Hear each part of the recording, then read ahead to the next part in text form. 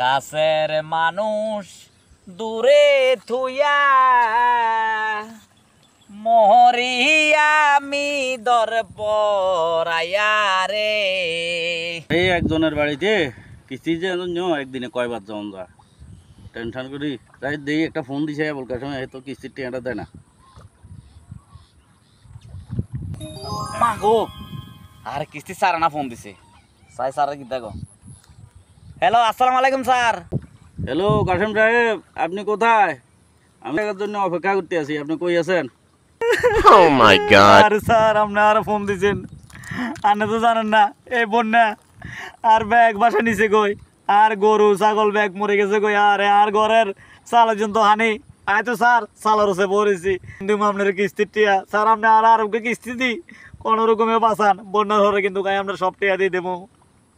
কাশেম সাহেব, আমি তো আপনার এলাকায় গেছি, আপনার ওই দিকে তো পানি উঠে নাই, আপনি এগুলো কি বলছেন? আপনি এখন কোথায় আছেন?